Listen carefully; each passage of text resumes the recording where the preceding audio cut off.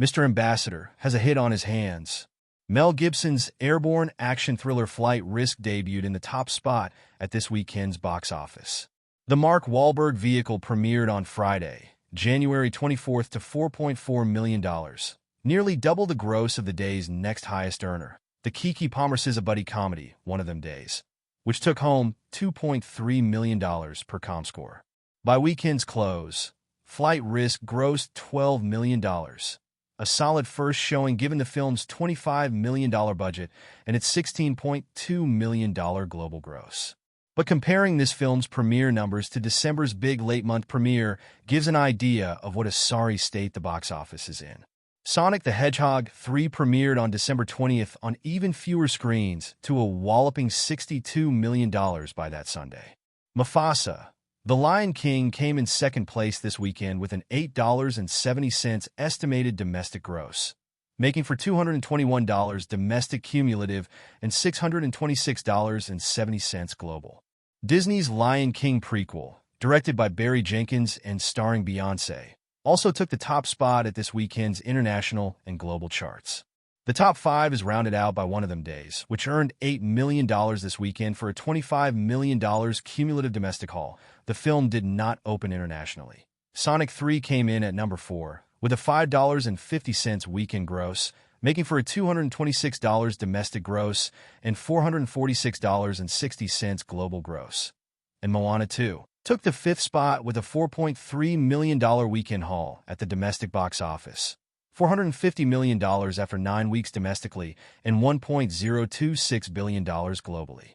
The Disney sequel, which is currently the subject of a contentious lawsuit, crossed the billion-dollar threshold last weekend and now threatens to knock Harry Potter and the Sorcerer's Stone out of the top 50 highest-grossing films of all time. The residual strength of the Christmas weekend box office helped juice the first proper movie-going weekend numbers of 2025, but it's been a slow trickle ever since. Last weekend, One of Them Days opened to $11.6 million. Again, impressive considering its $14 million budget, but the overall picture was held diminishing returns for holdovers like Moana 2, Sonic 3, Nosferatu, and Mufasa. The weekend before that, another franchise property topped the box office, but Den of Thieves 2, Pantera, was only able to scrounge up $15.5 million in its premiere run. Disney's island-hopping sequel, Jenkins' live-action/CGI swirl of a prequel, and the third run of the Cyan Speedster have accumulated impressive sums over their 9, 6, and 6 respective weeks in theaters. But the numbers are far lower than they were this time last year, when Mean Girls reached $28 million weekend one and added $32 million the next. The bottom half of the weekend's top 10 earners contains many more interesting stories than the leaders of the pack.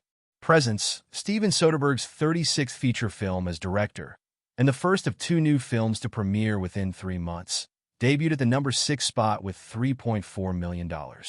The director of art house provocations like Sex, Lies, and Videotape and box office juggernauts like Magic Mike alike shot the ingenious haunted house film for only $2 million, so every dollar earned from here on out is icing on the cake. The intimate, performance-driven Bob Dylan biopic, A Complete Unknown, has demonstrated remarkable staying power for a film of its scale, holding strong in the number 8 spot with $3.1 million domestically this weekend. That makes for a $63 million domestic and $74.20 global gross in its 5th week in release. A24's architectural epic, The Brutalist, expanded to 780 additional locations this weekend after picking up 10 nominations at the 2025 Oscars.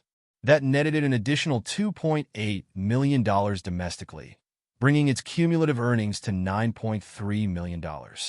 One more weekend, and director Brady Corbett's film, nominated in 10 Oscar categories, is sure to recoup its $9.6 million budget.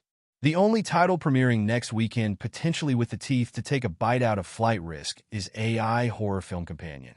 Rising Scream queen Sophie Thatcher stars, Jack Quaid co-stars, and most promisingly, the film was produced by Zach Kreger, director of 2022's horror breakout Barbarian, which earned an astonishing $40.8 million domestically on a $4.5 million budget.